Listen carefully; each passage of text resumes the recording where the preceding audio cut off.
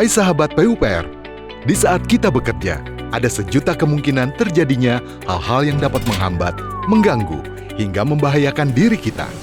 Namun, apakah karena adanya kemungkinan-kemungkinan tersebut, kita harus berhenti bekerja dan membiarkan waktu berlalu begitu saja?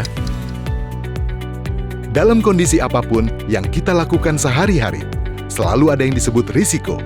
Risiko menurut Surat Edaran Menteri PUPR nomor 04-SE-M-2021 adalah kemungkinan terjadinya suatu peristiwa atau kejadian yang dapat mengganggu pencapaian tujuan organisasi.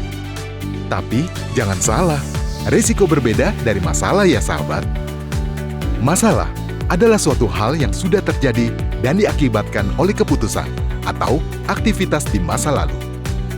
Sedangkan risiko merupakan hal yang dapat terjadi di masa depan. Sifatnya masih berupa potensi dan diakibatkan oleh keputusan atau aktivitas yang dilakukan di masa kini. Lalu, apa yang harus kita lakukan terhadap risiko-risiko ini? Tanpa kita sadari, dalam kehidupan sehari-hari, kita telah melakukan suatu proses yang mencakup identifikasi, menilai, mengelola, dan mengendalikan peristiwa atau situasi potensial dengan tujuan memberikan kita keyakinan dalam mencapai tujuan kita. Contohnya, menggunakan helm supaya terhindar dari dampak signifikan dari terkena jatuhan material di tempat kerja. Atau mungkin, sesimpel mengatur waktu kerja supaya tidak bersamaan dengan pekerjaan yang sedang dilakukan di atas. Hal itu merupakan contoh pengendalian yang kita lakukan dalam proses manajemen risiko. Berdasarkan Surat Edaran Menteri PUPR nomor 04-SE-M-2021 telah digolongkan 7 jenis risiko yang berada di lingkungan Kementerian PUPR dan dapat diterapkan mulai dari tingkat kementerian hingga tingkat satuan kerja, yaitu risiko keuangan, reputasi, fraud, hukum, kecelakaan kerja, layanan, dan kinerja. Sementara itu, pengendalian risiko dibagi menjadi 3 lini. Lini pertama dilakukan oleh KPA dan PPK. Lini kedua, pengendalian dilakukan oleh unit kepatuhan intern dan unit kerja.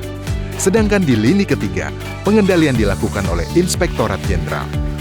Direktorat Jenderal Cipta Karya memfasilitasi seluruh kegiatan manajemen risiko, mulai dari penyusunan profil risiko, pemantauan pelaksanaan manajemen risiko, hingga monitoring dan evaluasi manajemen risiko, mulai dari tingkat unit organisasi hingga unit terkecil satuan kerja, menggunakan Sistem Informasi Risk and Compliance dalam kurung SIRICO. Halo, saya Riko.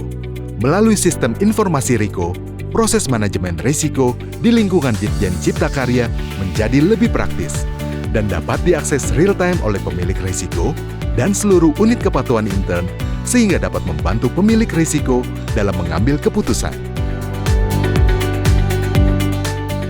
Pelaksanaan manajemen risiko ini diharapkan dapat meminimalisir kemungkinan dan dampak risiko yang terjadi di lingkungan Direktorat Jenderal Cipta Karya, sehingga dapat mencapai hasil yang maksimal.